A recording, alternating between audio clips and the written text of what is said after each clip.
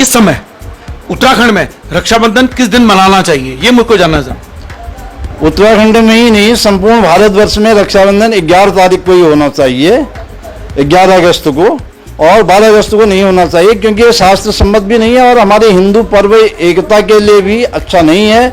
मैंने ये प्रश्न जो गूगल मीट पर अभी मीटिंग हुई थी उसमें भी सबसे पूछा था कि भाई आप एक ही पर्व को 2 दिन मना करके हमारे हिंदू समाज को, भारतवर्ष को क्या संदेश देना चाहते हैं, उसका उत्तर किसी ने नहीं दिया।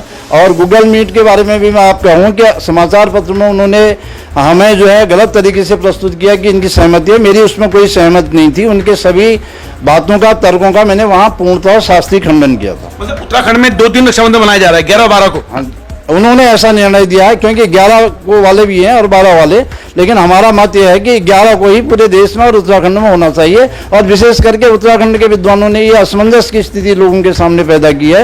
ये 12 तारीख का निर्णय देके इसको, ये 12 तारीख के दिन को नहीं मानना चाहिए, निर्णय को नहीं मानना चाहिए। 11 तारीख को ही रक्षाबंधन सबको प्रेम और हर्ष के साथ सारे देश में करना चाहिए। सर, मुझे ये जानना है कि जो ये 11 या 12 का जो कंफ्यूजन है, सिर्फ कुमाऊं क्षेत्र में कंफ्यूजन है या गढ़वाल के जो पंचांग करता है उनका भी, उन्होंने भी इसमें कुछ घालमेल किया है? गढ़वाल में विशेष करके 2 पंचांग चलते हैं, एक वाणीभूषण और एक महीधर पंचांग। तो वाणीभूषण पंचांग में तो 11 तारीख को ही लिखा गया है, और महीधर पंचांग में उन्होंने 2 स्थितियां पैदा की है। उन्होंने कहा कि 11 तारीख को भी होगा, और कुछ लोगों के मत में उन्होंने 12 तारीख को भी लिख दिया। और जो कुमाऊं के जो पंचांग है, कुमाऊं का पंचांग में मैंने स्पष्ट रूप से 11 तारीख को लिखा है और उसके निर्णय भी लिखे हैं।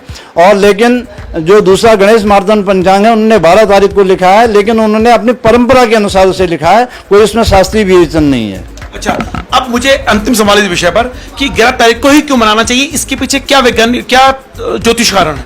11 तारीख को इसलिए मनाना चाहिए क्योंकि हमारा जो धर्म सिंधु और निर्णय सिंधु है, उन्होंने बोला है कि जब पूर्णिमा दूसरे दिन उदय व्यापनी मतलब दूसरे दिन अर्थात 12 तारीख को 1 घंटा 36 मिनट से कम हो तो पहले दिन ही यह पर्व मनाया जाना चाहिए। सबसे मुख्य कारण इसका यही है कि दूसरे दिन हमारे पास पर्याप्त मात्रा में पूर्णिमा नहीं है और प्रतिपदा में ये किया नहीं जा सकता है, इसलिए 11 तारीख को ही होगा। लेकिन अब कुछ लोग भद्रा क्या भय उत्पन्न करके इसको डर उत्पन्न कर रहे हैं समाज के मध्य में, समाज के मन में, समाजी लोगों के मन में।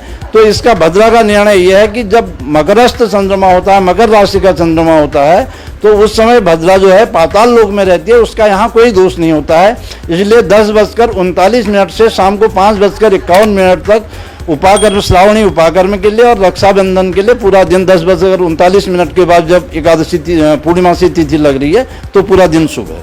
मतलब आपने ये कहा कि 11 अगस्त 2022 को ही रक्षाबंधन बनाना चाहिए और 10:39 सुबह से लेकर शाम को 5:51 तक सारा समय शुभ है।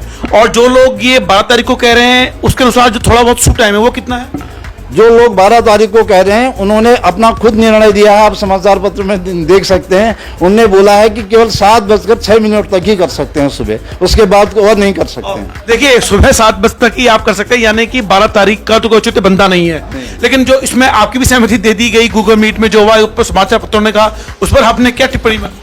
उसका मैं पूर्ण रूप से खंडन करता हूं। मैंने कहीं भी 12 तारीख का समर्थन नहीं किया है। उन लोगों ने मेरे को गलत रूप से वहां प्रस्तुत किया है, मेरा नाम डाल करके।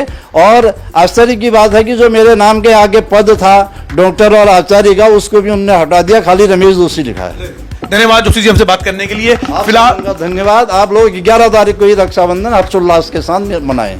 तो फिलहाल उन्होंने तर्क भी दे दिया और कारण भी दे दिए हैं। और वास्तव में होली, दिवाली, रक्षाबंधन, जन्माष्टमी जो हमारे राष्ट्रीय पर्व है, हमारे जो आध्यात्मिक पर्व है, उसको किस तरह से मनाना चाहिए उस विषय पर भी हमसे बात हुई है।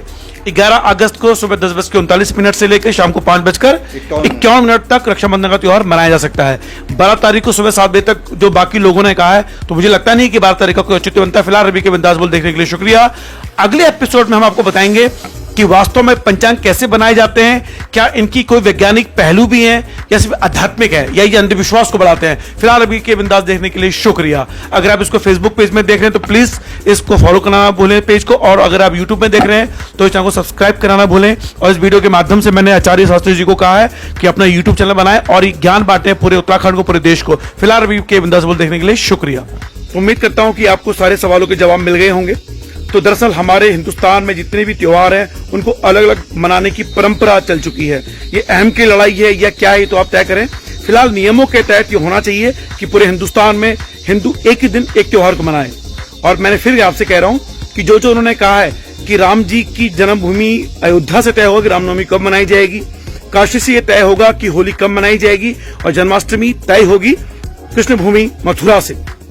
और बात करते हैं हम नंदाष्टमी दुर्गाष्टमी की, तो वो तय होगा कलकत्ता से।